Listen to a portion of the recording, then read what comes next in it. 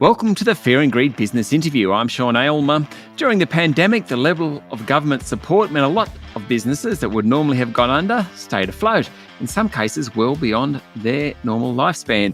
It meant we saw a much lower insolvency rate than usual. Well, that trend is well and truly over. The rate of business administrations has dramatically increased and is now back to pre-COVID levels.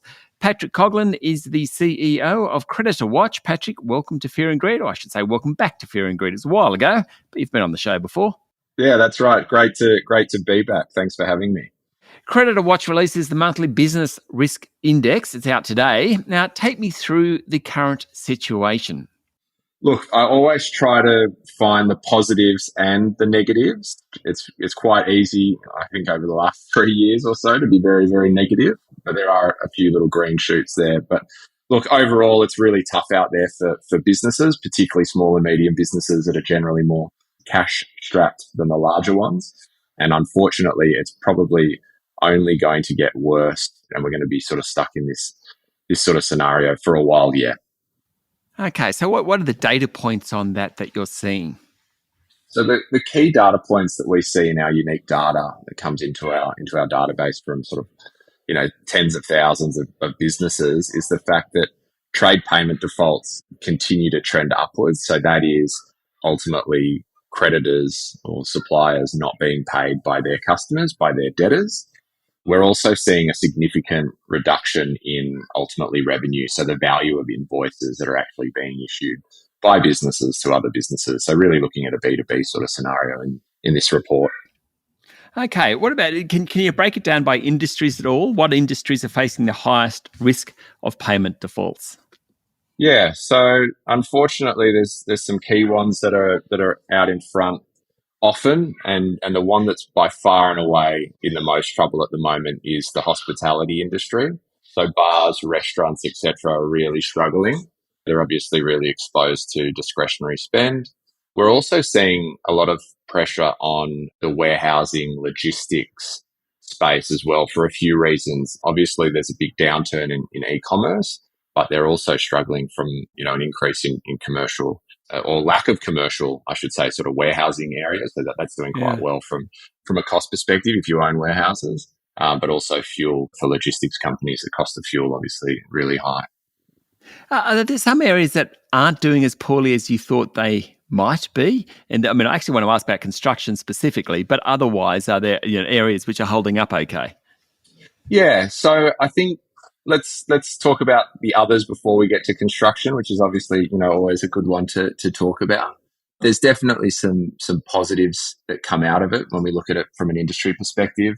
Healthcare is performing really well. And then sort of my two favorites to talk about are wholesale trade and manufacturing. This wasn't that long ago that we were all talking about manufacturing being dead in Australia, and that's certainly, sort of roared back to life.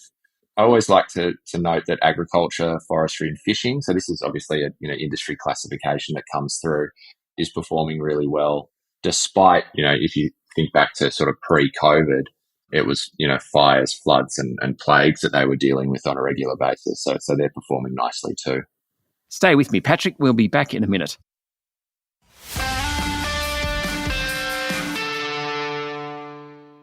My guest this morning is Patrick Coughlin, CEO of Creditor Watch. Okay, so what about construction? Yeah, look, construction's a really interesting one. The first thing I'll say is it's probably the industry that gets, it's definitely the industry that gets reported on by far the most, from a media perspective. And that's not a surprise. We live in a country where we are first and foremost, property obsessed, and then construction as a whole, produces a huge amount from a GDP perspective, is a massive employer of people as well. So fairly gets reported on, I would say, the most, but probably slightly over-indexed compared to some of the others. The other thing that it's quite unique is that when a large construction company goes under, and there's always a few a year, you don't have to think back too far to remember ProBuild, of course. We're talking in the hundreds of millions for probably, the big ones, and then sometimes even the billions for the really big ones. So from a headline perspective, from an impact perspective, it is really, really significant. So what we're seeing at the moment in construction is payments are always slow in construction. They remain slow. anyone that operates in that industry knows that there's a culture of just slow payment, and there's some, unique sort of nuanced elements around progress payments and holding funds for defects and whatnot. So what's really important when assessing risk in construction is, really understanding what your exposure is. If it's a huge, if it's a sizable amount, we're talking hundreds of thousands, if not millions, you need to be getting into the financial risk. You need to be understanding, how does their balance sheet look? What's their profit and loss for the last couple of years?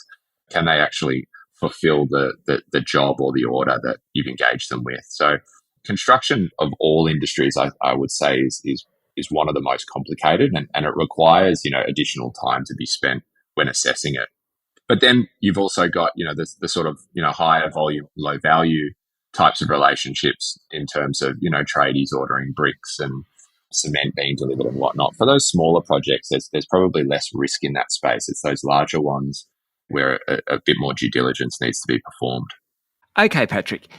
Let's put all this together. The Creditor Watch data is a great leading indicator of what's happening in the economy. How do you read it? Yeah, so look, there's probably two ways to read it. One, it is really tough out there, and it will continue to get tougher, and there will be a sustained period of really tough trading. And I think there's two horizons that businesses are looking forward to, and that comes through in our data, but also from the the hundreds, if not thousands, of businesses we're talking to on a regular basis. In that one, when will we see somewhat of an official pause on rates? Now, given historical sort of statements by the RBA, we may not get any sort of guarantee from anyone at the RBA around rates being on pause, but I think there'll be a lot of confidence around, okay, we're in a hold now, and there's unlikely to be more. So that's horizon one. Horizon two will be confidence that we're going to see a decrease, a cut in rates. And I think fortunately where we're at is businesses in Australia are really well positioned after, sustained challenges through COVID. They're operating efficiently.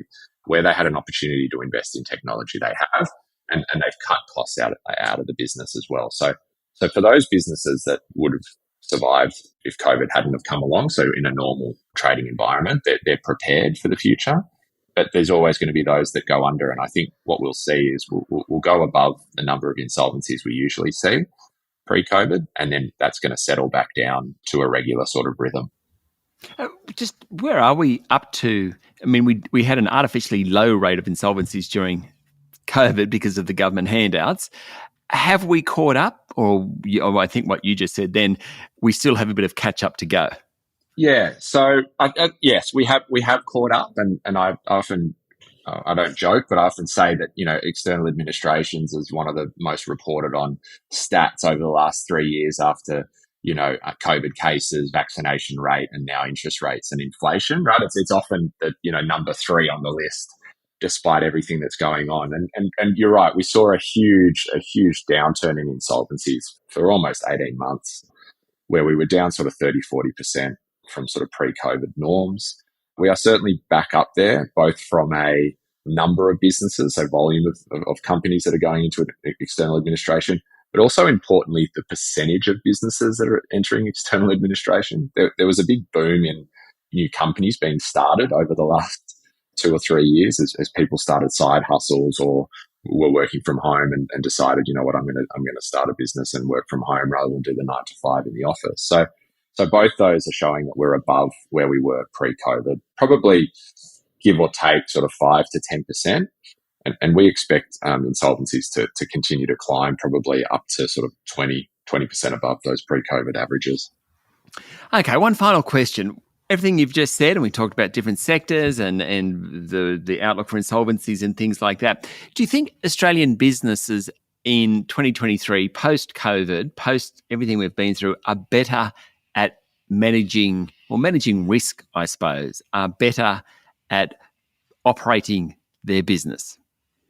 Yeah, I would say yes. We were sort of fortunate as a country, as an economy, to enjoy, I don't know, what was it, a 10 plus year no recession economy. So not to say that business owners got lucky or lazy, but they really hadn't had to experience a downturn. And I think COVID, forced everyone to ensure that they, one, were prepared for that and could operate, and two, it's ultimately set them up.